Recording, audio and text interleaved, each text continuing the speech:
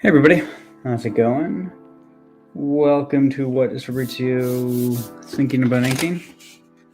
Today I'm going to be continuing Horace H. Hoover number 4.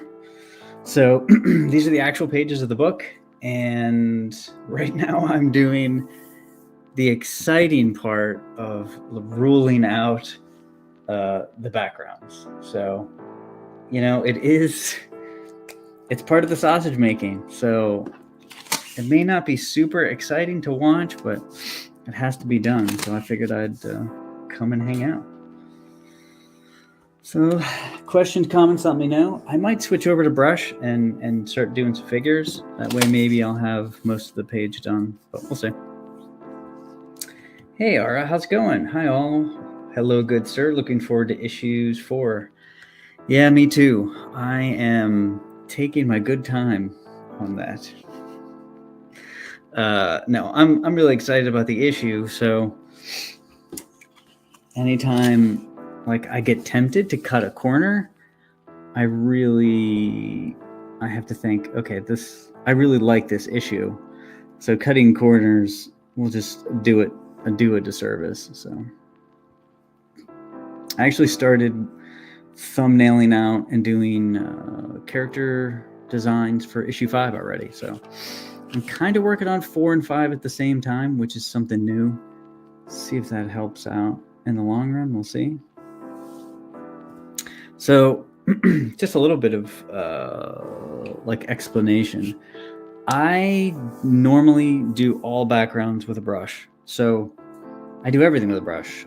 Backgrounds, foregrounds, characters, everything. 100% of Horace H. Hoover is with a brush. I think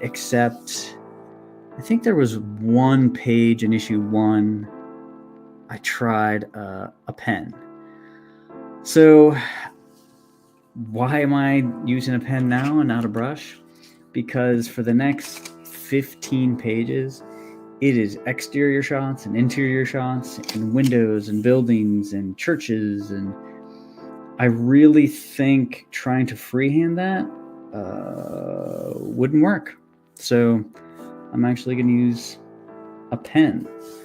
And then what I might do is, because monochrons can be a little dead, I will probably go back in with a pen and nib or a brush and kind of,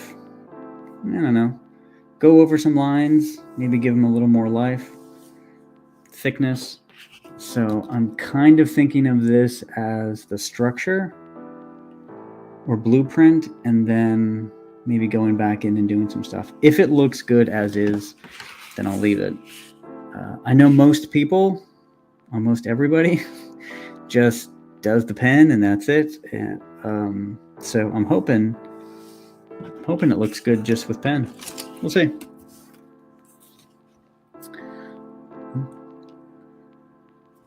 I mean, I think it's inevitable that you're going to experiment to some degree on every issue you do in comics.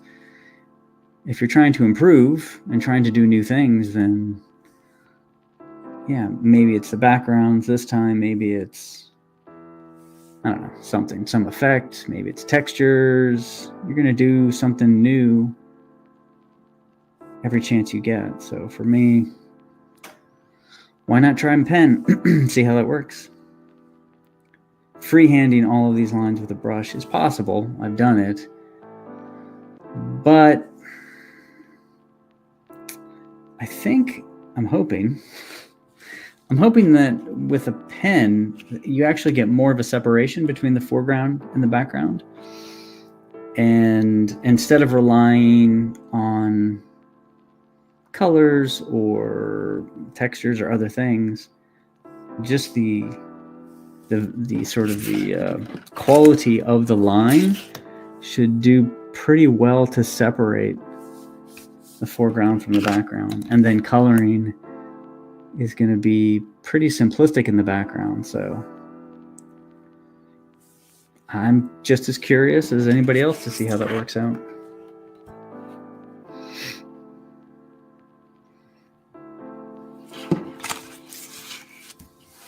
I know that backgrounds are...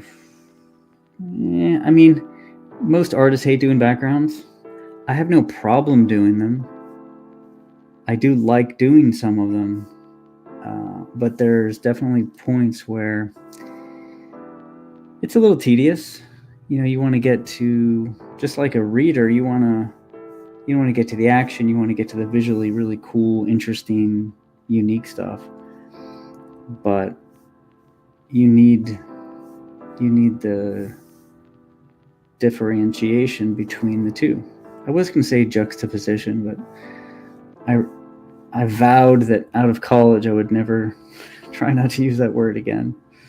Unless, of course, I'm on Post-Tentious, which is a show that me and John are doing,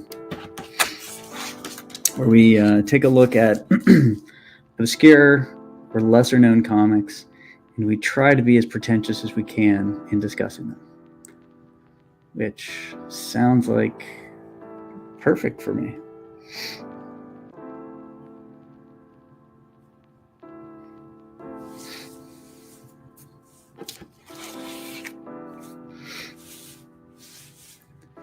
Now, some of this stuff, I didn't even use a ruler when I penciled it.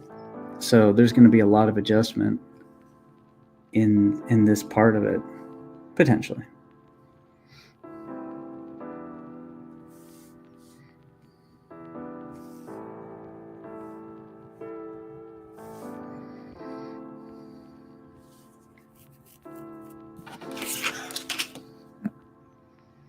I actually got out a pen and a nib, which I'm very comfortable with, except when it comes to using a ruler. It's always been a struggle for me because it takes forever for that ink to dry.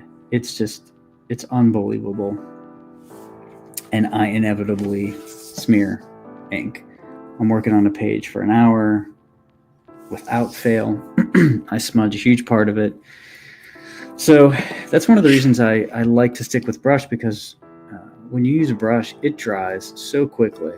You can move pretty quickly.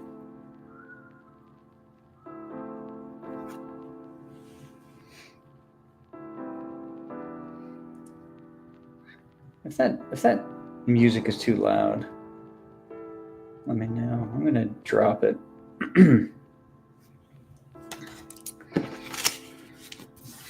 Yeah, so a scene like this always kills me because it's an establishing shot, and it's gonna... I would say it's probably even less than a second that a reader is gonna look at it the first time. But I always like to think, and that's like a sort of a standard thing, a panel, a second a panel or something. But I always think about, okay, that's the first time they read the book.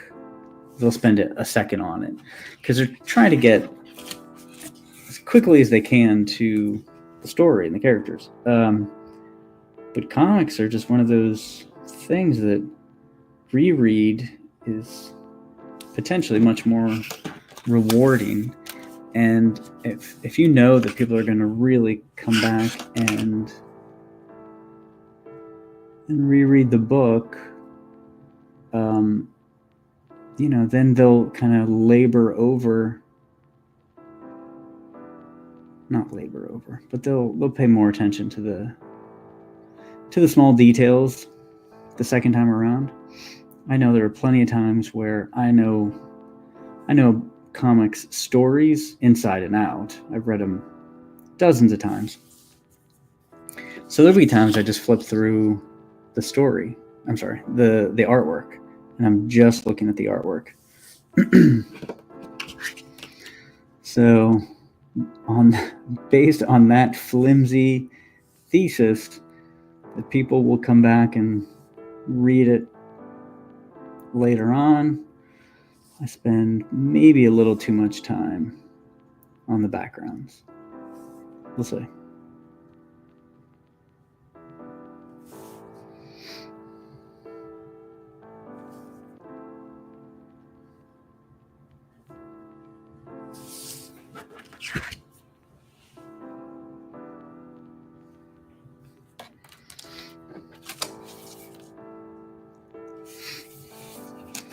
The other thing too is whenever I penciled this page, I don't know how I got this wrong, but the floor was completely wrong.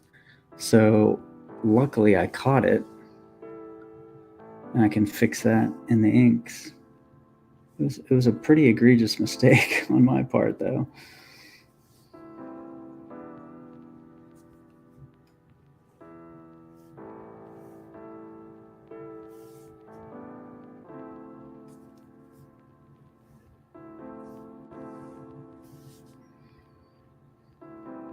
There are times where I'm drawing floors. This is exciting talk, but anyway, I'm drawing floors, and I draw them really wide. This is the 20s, so they used to have hardwood that was like a foot wide in some spots, and I had seen that. I'm like, yeah, that sounds right. I know I've been in houses like that, or close to it. And then when you're actually in a house, I remember this one B&B where the floorboard's like a foot wide. It was insane. You felt tiny. It's a totally different experience than like traditional kind of like oak hardwood you might find in the 50s or 60s or something. That's floor talk with Fabrizio.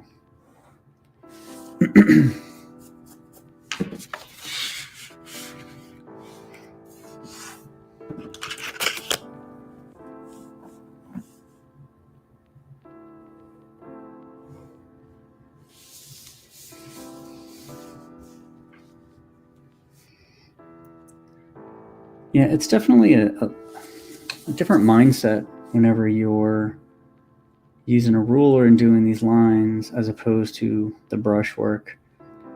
Like with the brushwork and the character stuff, I'm constantly reminding myself to stay loose, because if not, the characters will look really stiff. But with the backgrounds, you want to try to be as quote unquote stiff as possible, and then when the characters are dynamic over it, hopefully again that pops.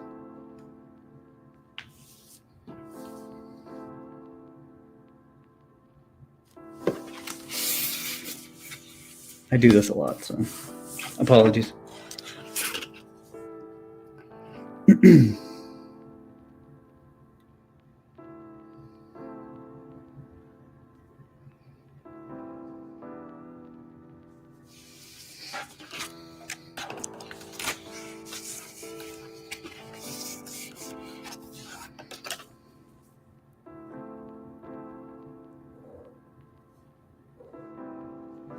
I might even scan in the image after I do all the rules, all the rule inks, and then I'll do the brushwork. And then if I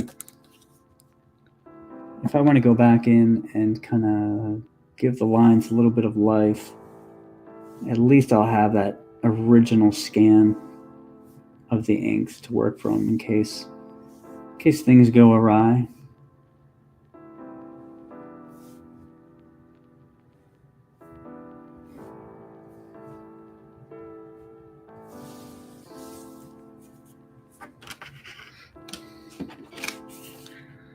So I'm getting pretty close, but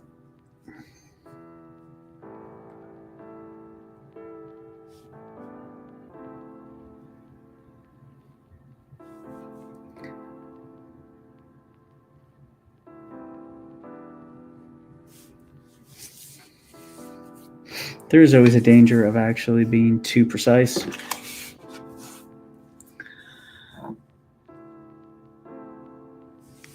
As far as what the line is, I have no idea. Sometimes if you follow sort of architecturally accurate perspective, the drawing just won't look right. I've done that. So then I'll go back in and I'll just be real loose with it, and I'll purposefully not have every line go to the vanishing point, and it just looks better.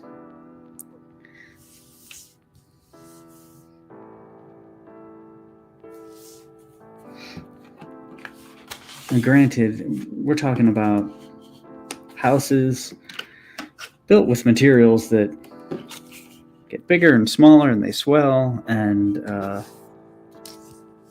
because of that, you're not going to have a right angle probably in the house, as anyone who's ever owned a house knows.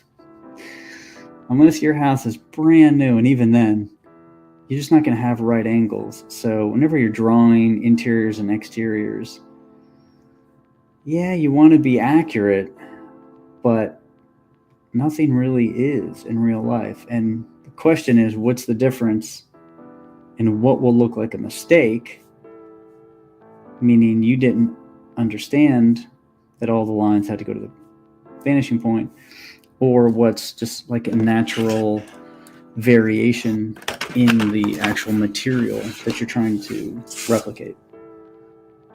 I don't know.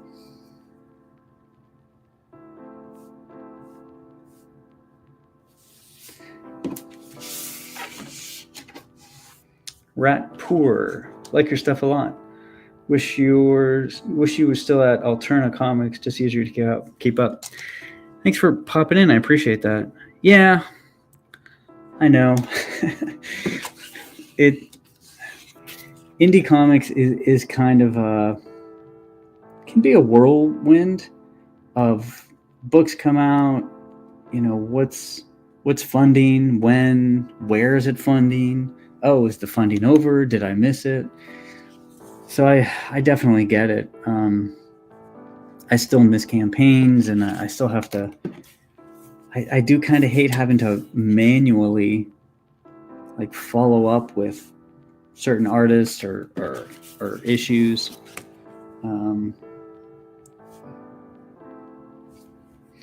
So I hear you, but thanks for popping in. I appreciate it.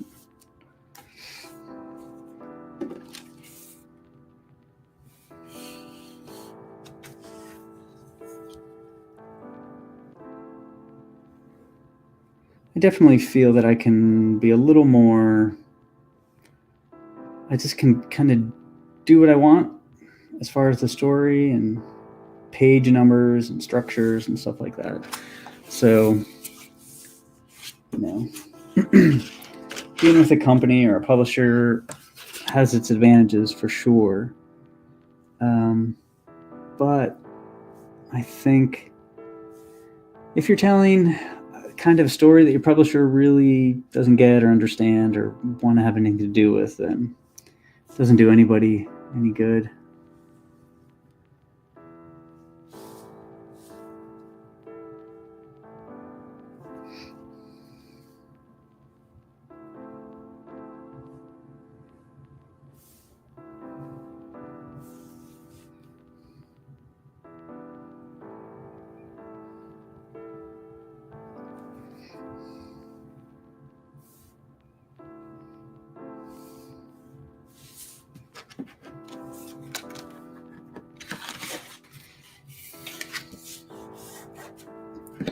I could really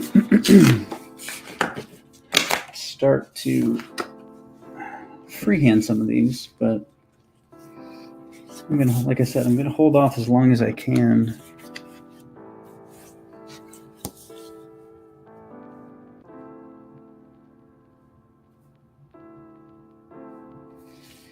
And then go back in, which is what I do if I do large areas of black. A lot of time I'll have an idea when I do the pencils, but then once everything's inked and I'm looking at it, I can kind of tell. I'm like, yeah, there's not enough variation in the blacks. So then I'll go back in later on, and nobody can see what I'm doing.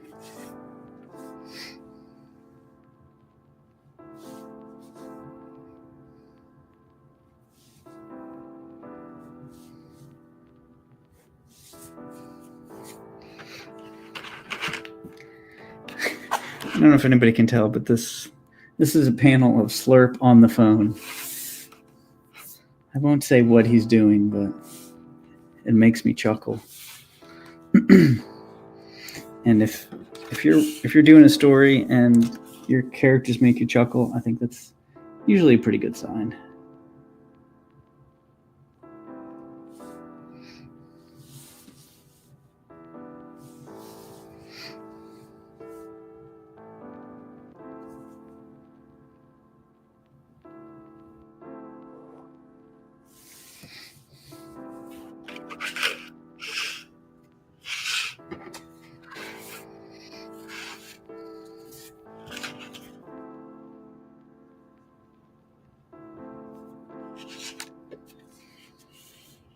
These windows are crazy, but I gotta do them.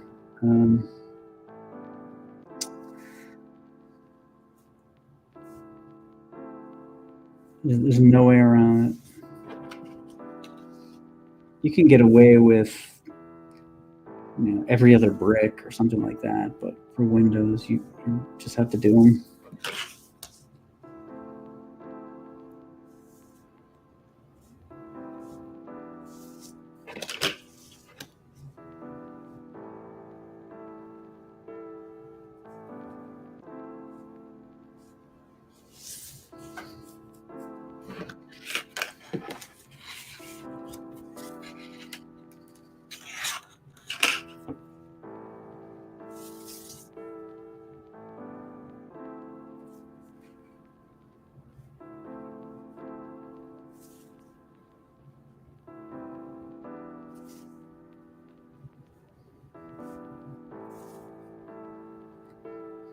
I do really enjoy technical drawing as well, but it's just it's a totally different mindset.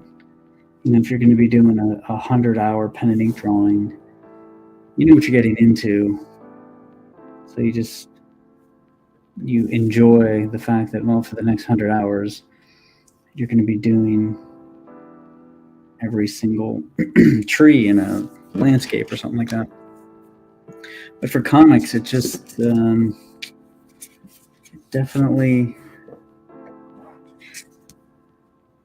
it's just a fast-paced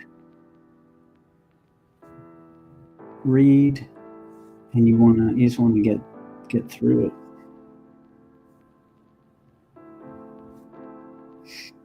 I'm always fascinated by the number of comics, even ones I love, that kind of skimp on the backgrounds. And I wonder if they would be better with backgrounds or not. That I don't know.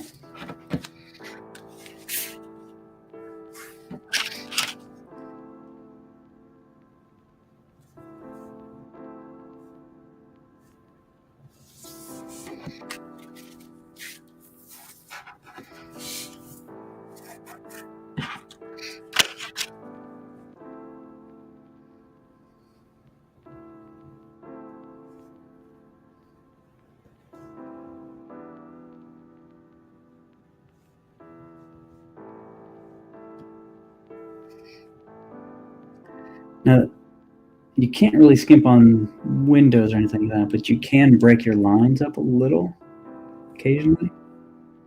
I think that's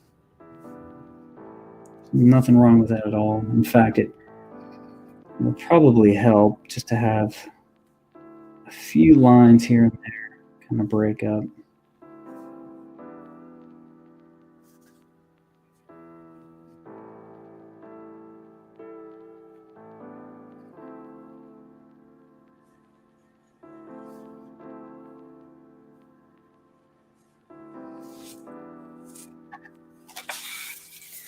DC Miller, hey, what's going on?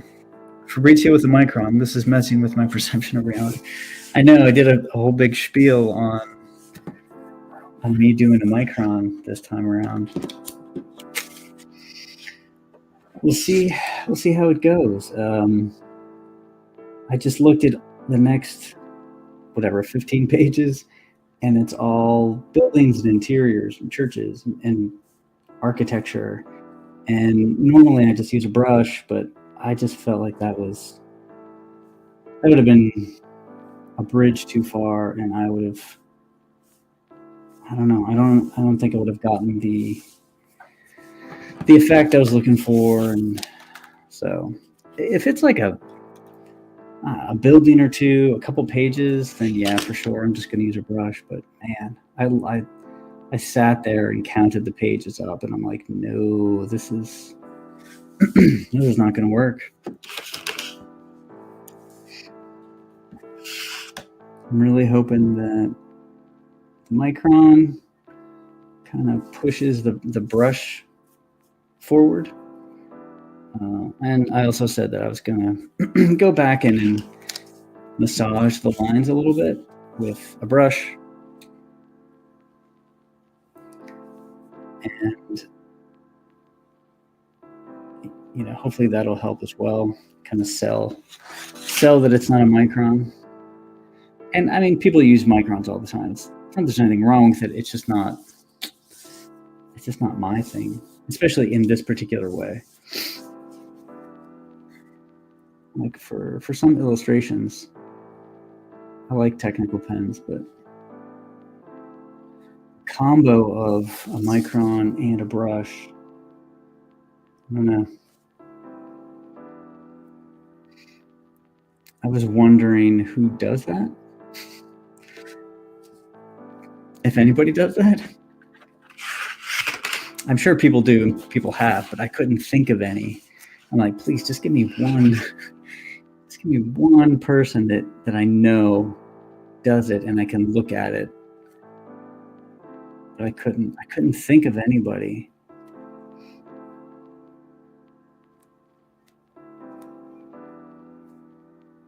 Because I think the most people do is a brush and a nib pen, but not a Micron.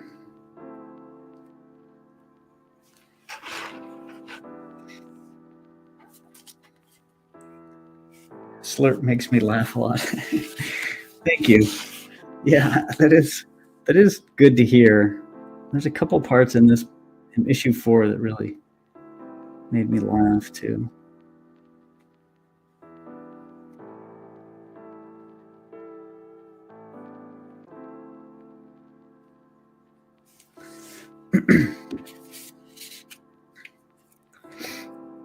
Maybe I will, after this page is completely done, I'll post it on Twitter and see was it a success or not. Or should Fabrizio just completely give up the rest of the next 3 months and freehand by brush every single scene? I will adhere to Twitter's polling. So after this page, if you want to make my life much more difficult, answer that poll. Although I wish it wasn't anonymous, because then people will just do it to mess with me. Captain Goodnight, how's it going? Slurp's making a prank call to Giant Paul. Maybe. You never know. Slurp is, he's like the Jackie Gleason from his world.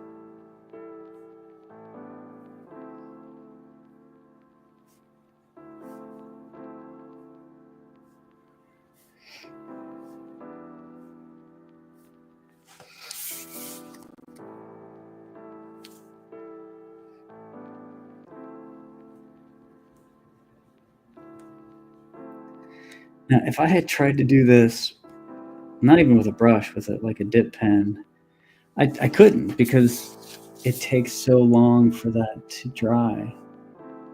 I know some people just jump to other pages or whatever, and then I could do that, but I really want to get through these pages, so.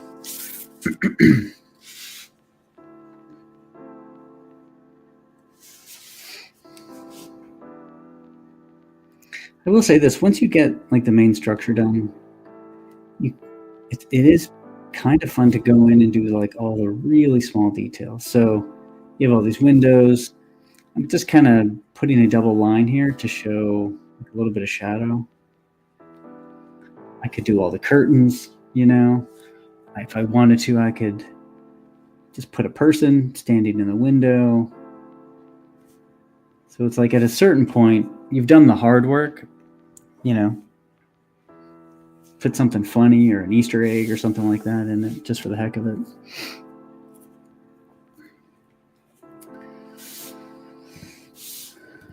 Alrighty, I think pretty good. You know, I'll work on the bricks a little bit and then I'll bust out the old brush.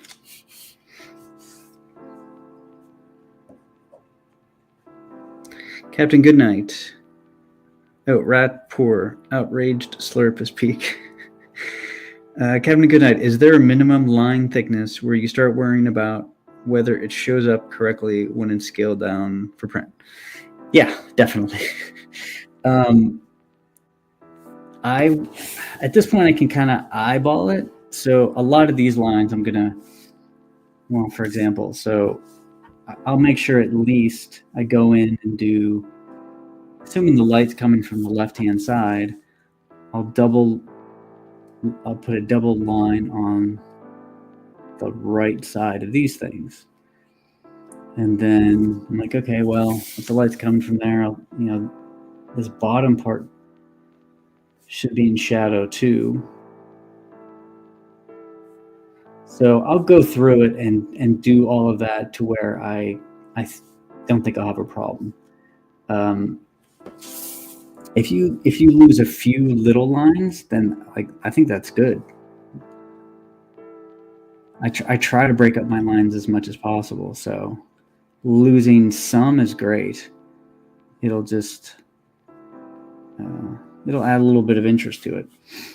So as I go through and beef up these lines a little bit, it's quite a bit different than the original. So, and then I'll put an extra line under the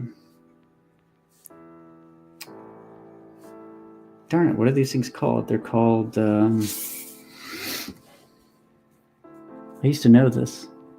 I used to be kind of an architecture weirdo. They are fenestrals. What are they? Captain Goodnight. The things in the window. Fenestrals? No. What are they? I used to know this. Darn it. Can't think of what it is. But anyway, those things.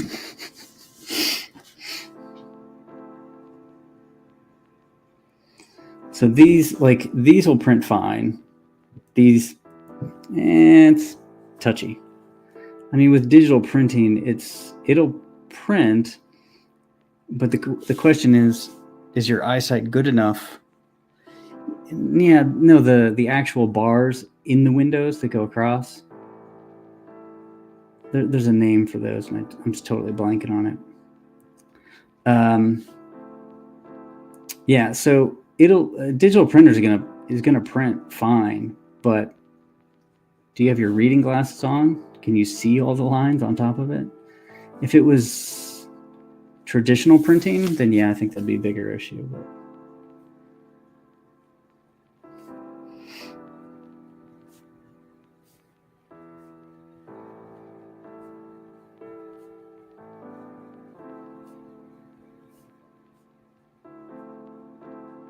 I don't have reading glasses. I put my foot down. I said, I'm not doing it.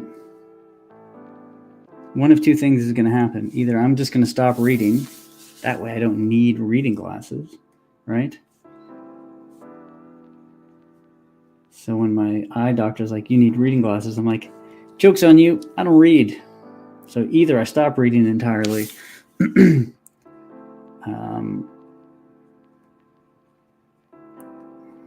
or something. Yeah, so those will print fine. Man, this is so I've been doing this for 36 minutes, and I've done this here, basically. Some random lines, roughly, but not much more than that.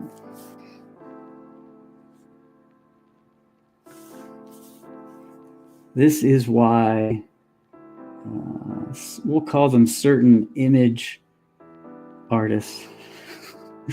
the image artists that shall not be named just completely forego backgrounds. They don't even bother. They just... And that's not even... I mean, they might not even have an establishing shot. Not a good one. They'll even be hinting at the establishing shot. They won't even give you at least one detailed scene setting image, and then just completely forego backgrounds. Next year, we getting a Slurp miniseries or a one-shot? Man, you know, a Slurp, like, short story could be a lot of fun. I hadn't even considered that, just because there's so many other things that I want to do, but I do like the idea of a Slurp short story.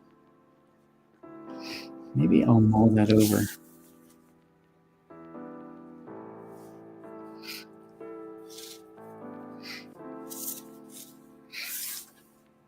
Yeah, so I've been doing this for 30, 40 minutes. This is as far as I've gotten.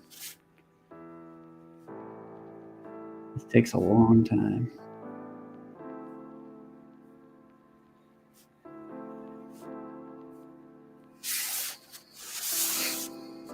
So I hope whenever you guys actually see this in person, that that you will know the lengths that I had to go to actually finish it.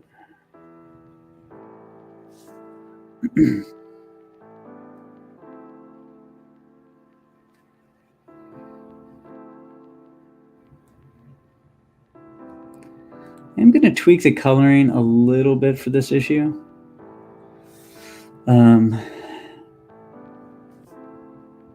I decided that I'm going to be flatting as well, which means sitting there doing hours and hours of selections for characters and backgrounds.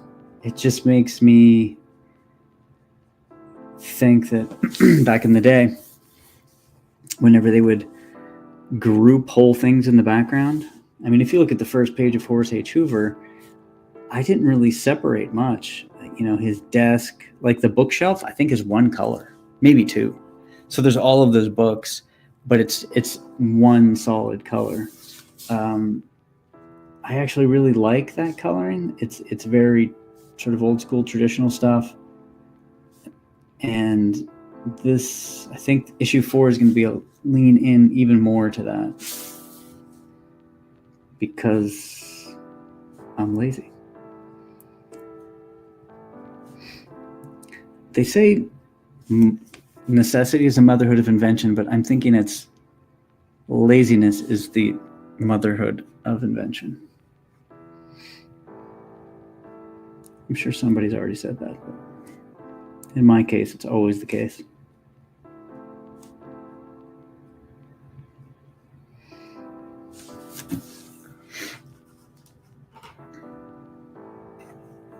Rat P is onto something there. Yeah, DC Miller, you would be, man, if you're interested in something like that. I know we talked a little bit. I didn't have anything in mind, but that might be really fun.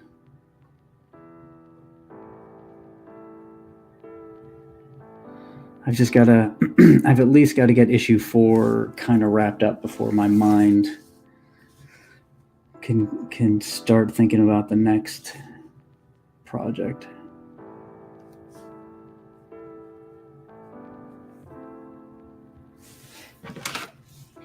Slurp fan cup. You know what's funny about I just got an email from Google Voice. Now, I don't know if anybody actually tried this. I don't even know if it works anymore, but whenever I re-released issue 1, there was some additional stuff that I added that was kind of left out in the alternative version of it. And one of them is there was a coupon for the Horace H. Hoover sculpture, resin model sculpture. And it's kind of a joke, it's like, may not be available in all universes, 1,000 UPCs, stuff like that. But anyway, it did say for customer service, there was a phone number for customer service. And it said for support, call this number and ask for Slurp. And if you did that, you would get a Google voicemail of somebody answering the phone slurping. So that was my joke. I don't think anybody ever actually did it, though, at least that they told me they did. I'm like, I really went above and beyond that like little Easter egg, but I figured Slurp deserved it.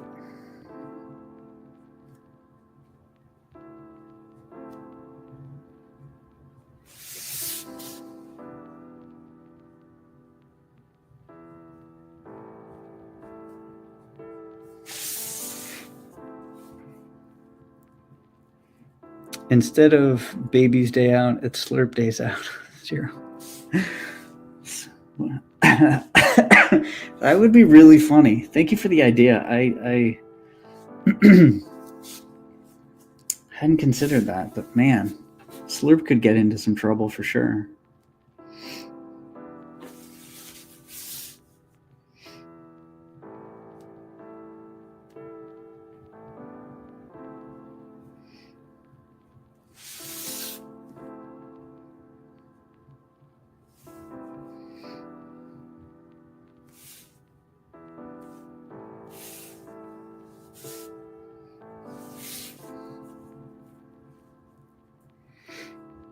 Past Master Dan, hey, how's it going?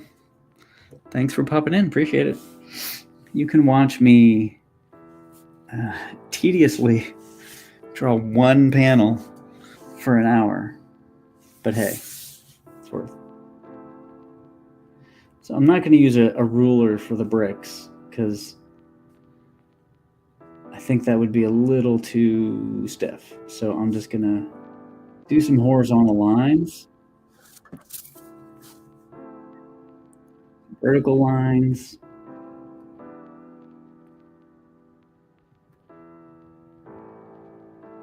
Yeah, if that was a ruler, it would just be way too much.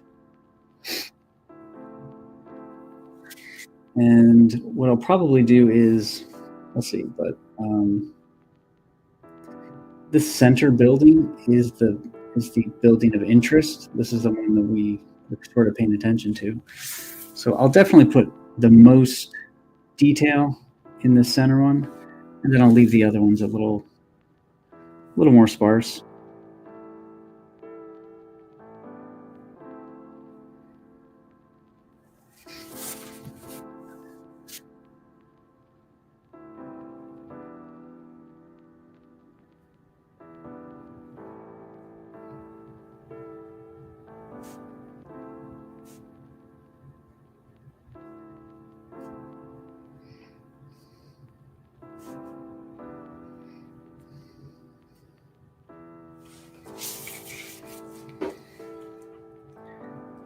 I'm ADD, so it's cool.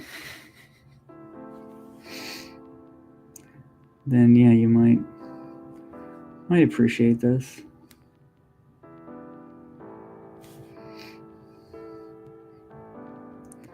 So I have been listening. I can't really watch too much when I'm inking or drawing, but I can listen to a lot of stuff. Listening to the original G.I. Joe cartoon. I'm sort of, this is my homework. It has been for the past couple of months, reading the old comics, listening to the old episodes of the cartoon, and I'm actually enjoying it more than I thought. I thought that I would, I don't know, either get sick of it or I'm like, oh man, this doesn't hold up. But once you kind of get into the mood, like I said, I'm not staring at the screen, but I am listening to it. I kind of get what's going on. Between that and the comic, yeah, I'm actually having quite a bit of fun with that. It's been a nice surprise.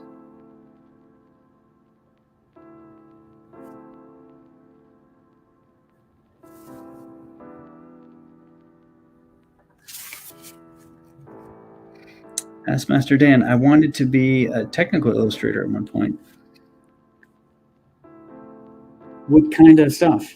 Like industrial design kind of stuff or architecture? Because I was saying before, it is truly like one of my, if I wasn't doing comics, I'd be doing medical illustration or architectural illustration. I do love it. In fact, one of my many projects, I do plan on doing a series of like really detailed pen and ink drawings of cornice pieces of specific buildings and churches that I have in mind. That would be really cool. But of course, that is after Horace H. Hoover is done.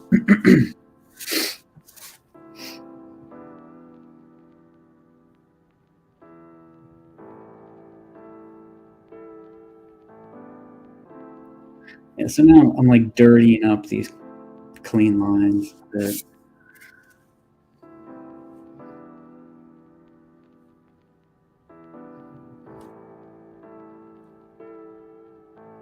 I was going to use a brush, but actually I think just going with the micron and hitting some things. I don't want to say they're random, but to some degree, yeah, it's just random marks to give some variation.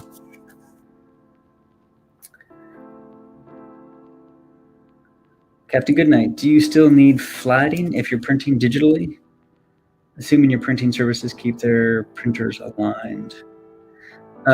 So flatting in terms of coloring really is just like, so a flatter would, I'd give them a Photoshop file and they would make a selection of this house, this building, and they'd color it red. And then they'd make a selection of this building here and they would make it blue. And then I would go in and actually do the final colors. So really a flatter is just, it's not in the printing process, it's in the coloring process, and they're just there to make selection. So they would make a selection of Horace's helmet, then that I would go in and actually correctly color. It's a big help, honestly. You know, a page could take,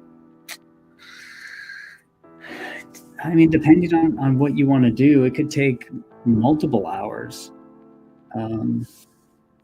Some might take an hour, but I would say 2 hours even. So 2 hours for 40 pages minimum. We're talking an additional 80 hours of work before you actually get to the coloring. So yeah, but I'm gonna be doing that. So I'll be coloring, flatting. It's a lot of tedious, selections with like a select loop tool or a marquee tool. I use Affinity Photo, which is pretty good about it, but it's still very manual.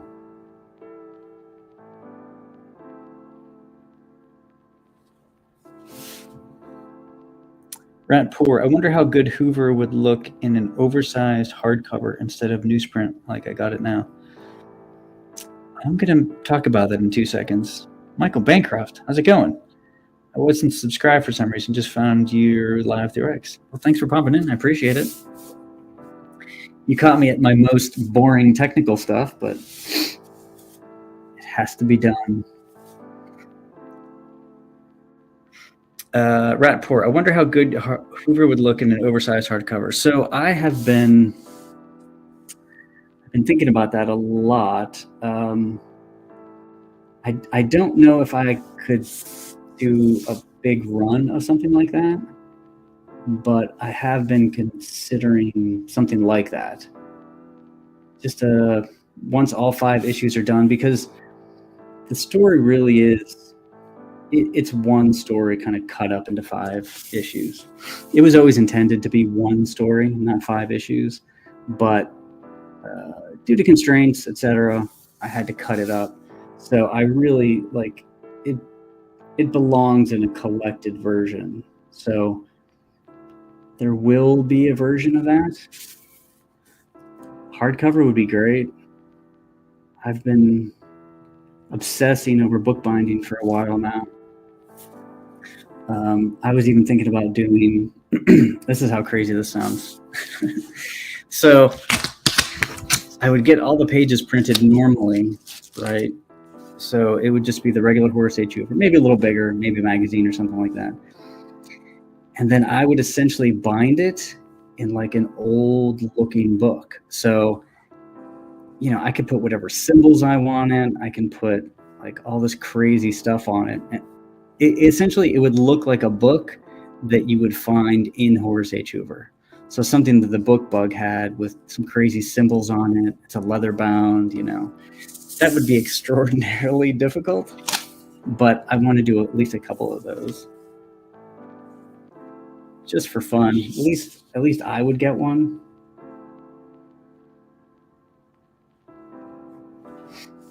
All right. I think I'm going to break out the brush.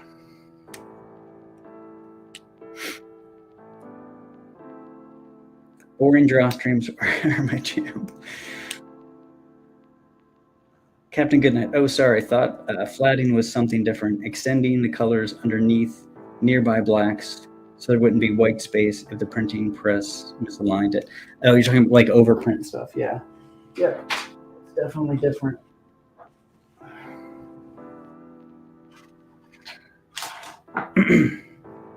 So hopefully I'm going. Oh, 1 second. I'll be right back.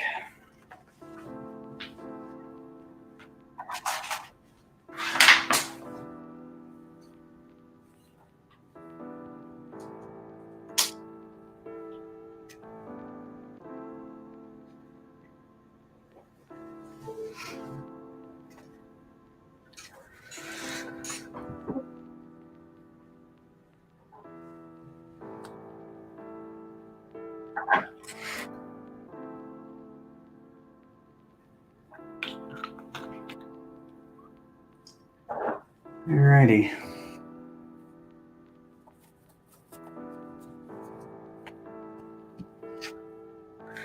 I got my fancy Michael Jackson glove on.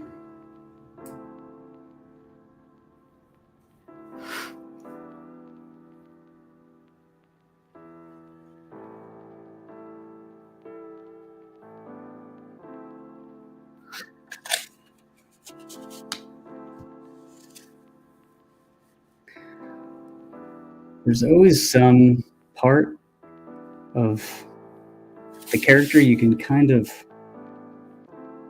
essentially you can jump into like as your warm-up.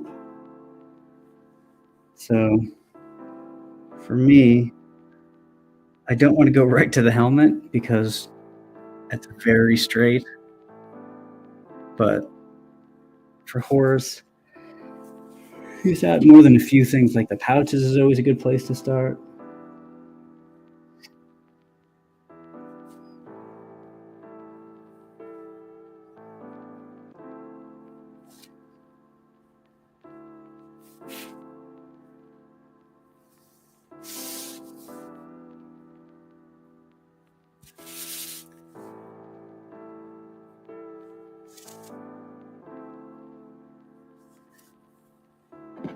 And it dries so much quicker than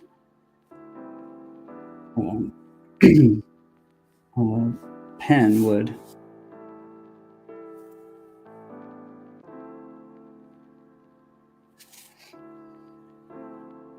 I was actually looking in my closet the other day, and I found,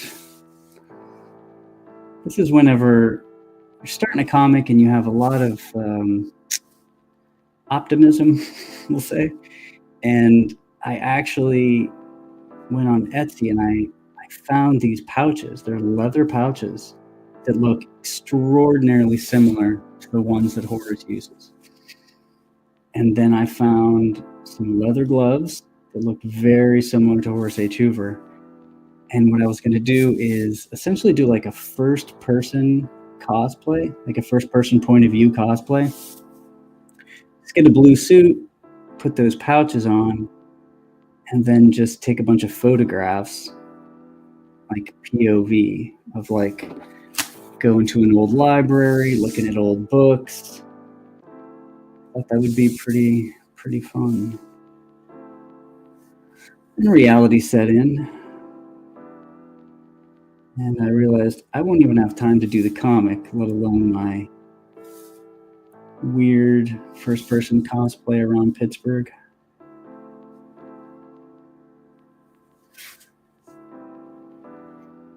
Enthusiastic optimism. Yeah, we've all been there.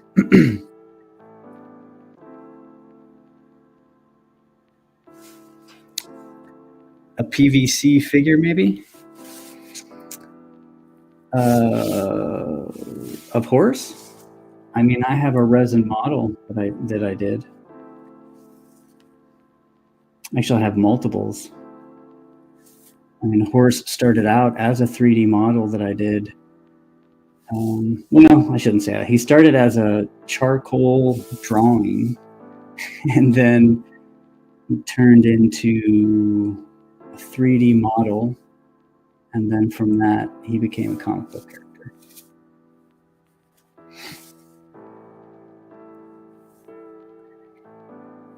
Yeah, I have more than a few like small 5-inch Horace resin figures left. And then I have, I think, 4 like 14-inch Horace H. Hoover resin models.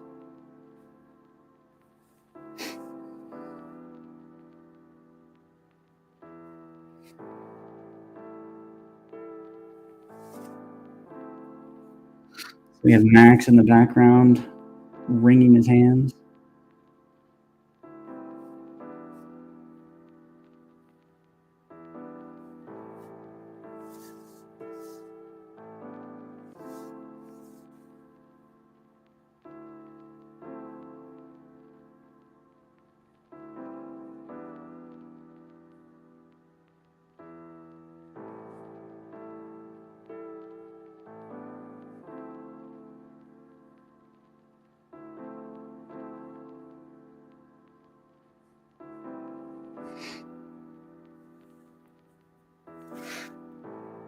A statuette. Where's the link? If you go to HoraceHoover.com and go to my store, the small resin models are there, I believe. I'm also on Etsy and eBay. So, but I think all those links should be around. And as far as the resin models, the small ones, I have unpainted, unassembled ones, and then painted ones as well. The goal, and I will eventually do this, but once I sell all the Horace H. Hoover ones, then I'll get a Slurp one and a Max one, and then essentially they'll all be on a base together as like a little scene. I thought that'd be cool.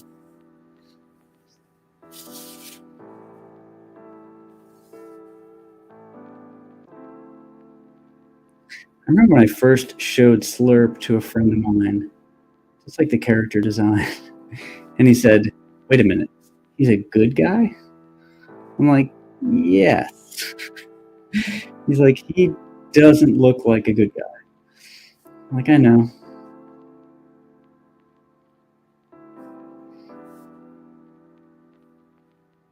Just give him a chance. Don't judge him by his looks. Because he looks like he'll eat your face off, and he may eat your face off, doesn't mean he necessarily would eat your face off.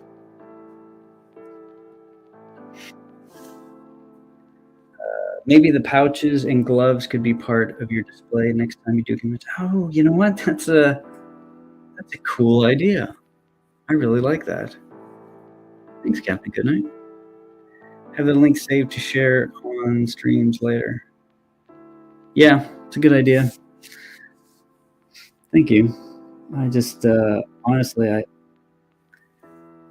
I've been so focused on the comics. Sometimes the model is not something that I'm thinking about a ton, even though I really love them.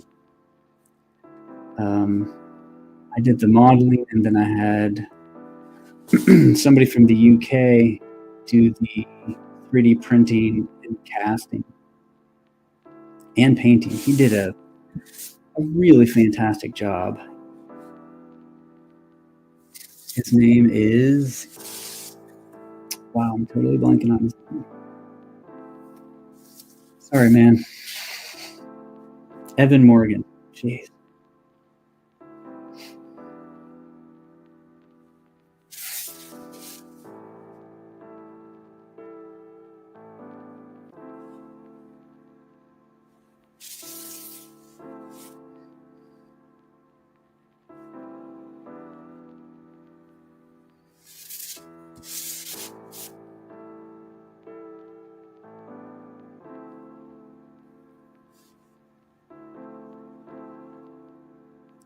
Yeah, issue 4 kind of gives everybody a little bit of a spotlight. So Slurp is definitely integral. Same with Max in different parts of the story, which is something I really wanted to do because it's the last issue kind of wrapping up this longer arc. So I really wanted to give everybody an important role. So I'm excited about that. Like you know, I have to have Horace always, but it doesn't mean that Max and Slurp always have to be in the background or just like assist Horace.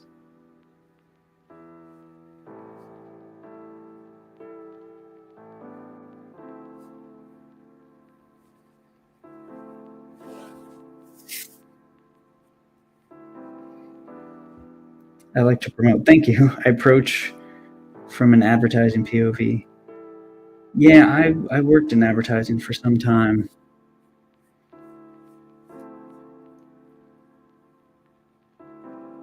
It's definitely it trains you to do certain things.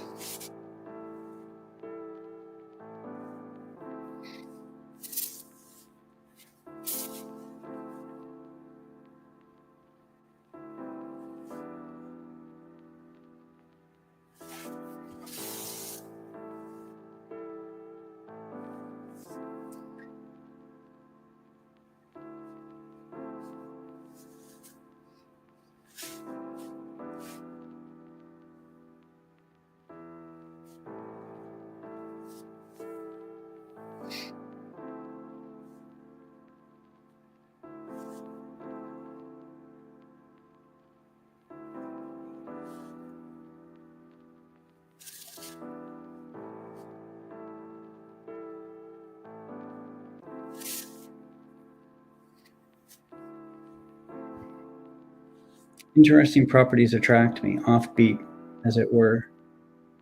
My brother accused me of being commercial. The whole idea of properties that kind of, like you said, are sort of offbeat or outside the expected sort of genres.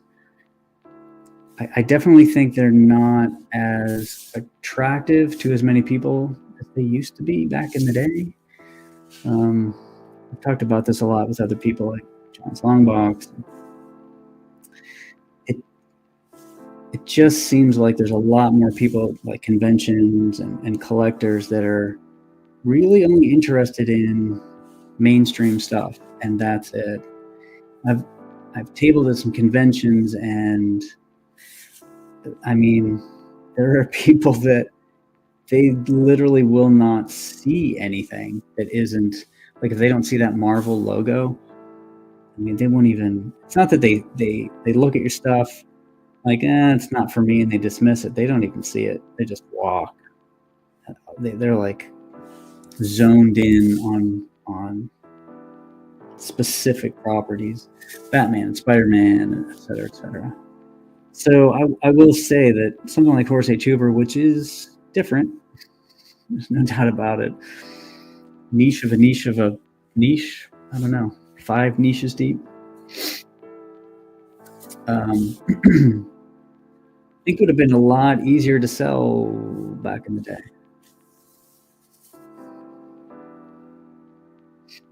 But the people that do find it seem to like it, and that makes me happy. I'm not sure if I like that line, so I'm going to go away from that. I'm going to move to a different thing and just pretend that didn't happen.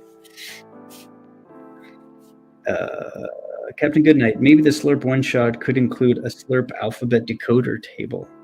That's pretty cool. Yeah, that way nobody has to do the research that you did.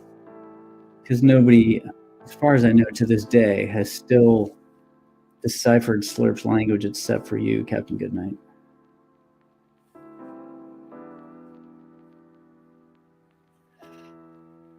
There's always a niche. Yeah. And it's funny because whenever I talk to people about Horace H. Hoover, people that even like the book, their comparisons, I feel, aren't quite accurate. I've heard a comparison of like Flaming Carrot before. It's if anybody's familiar with the Flaming Carrot, it's not like the Flaming Carrot. It really isn't. Just because there's something on his head, I guess. I get that part of it. But content-wise, I wouldn't say there's really much at all similar. But okay, I'm sorry, I'm getting a little quiet because this tiny little head here. These are always the toughest to do, are these really small.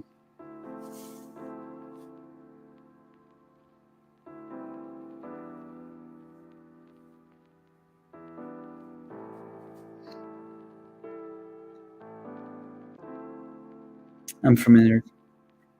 Carrot wasn't memorable. Yeah, I mean, I didn't want to talk crap about it, but I'm not a fan of that comparison that people have made. Some people mentioned Hellboy. I'm like, yeah. If anything, I would say, you get the Lovecraft occult kind of stuff. But even then, the tone atmosphere is pretty different than Hellboy. But at least it's somewhat on the same.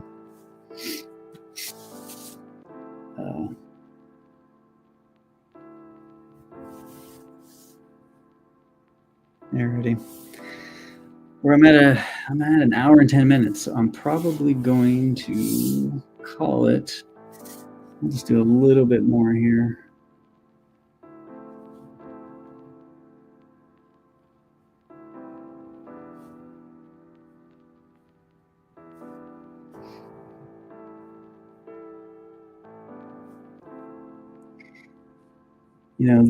This last scene or scenes of issue 4, like I said, there's a lot of interiors and buildings and architectural things. It's a lot easier to take Horus to a different universe because I can break all of the rules essentially, and that's pretty freeing.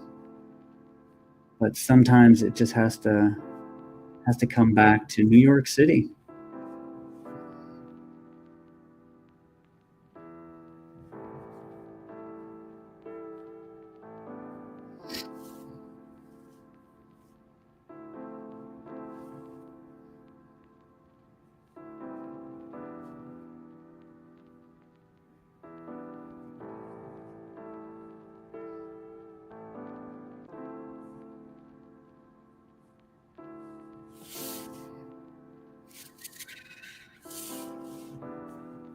Have a good evening. Yep, it's about time I call it. Well, thanks everybody for popping in. Quite a bit of people, quite a gang. I'm about to head out. Thanks for dropping in though. DC Miller, I never like the no necessary idea that we have to have elevator pitches. It creates the mindset that you got to put your project in context of a comparison. Yeah, I totally agree. I was definitely sort of boxed into. I'm like, okay, what's your elevator pitch? And for me, I mean, we're dealing with a visual medium, so the elevator pitch is mostly contained in the visuals. So if I show you a cover of Horace H. Hoover, that should be my elevator pitch. I'll give you a few more pieces of information. I'll tell you that, it's set in New York in the 20s and 30s, and he's an occult detective. That's fine. But, I hate this. I'm like, and he wakes up and he's in a sewer filled with plants or something. Ah, that sounds great. I'm like, well, okay, you could do that, but I like the idea of knowing as little as possible about a project before I jump into it or watch it. I don't like watching trailers. Back in a book on Kickstarter or something like that's a little different because you just want to make sure the quality is there and the art's there. I get that. But as far as content, like the first time you ever opened up Hellboy or The Goon or X-Men or whatever, that very first time is very hard to repeat if you just constantly give people all of the information about all of your characters. So all of that to say, I totally agree, DC Miller. I wouldn't compare HHH to anything. Yeah, the visual is the pitch. Yeah, hopefully that's enough long term, get a few more eyeballs on it, and then that catches on, but we'll see. All right, thanks again, everybody. I appreciate it. Have a good night, and I will see you later. Thanks.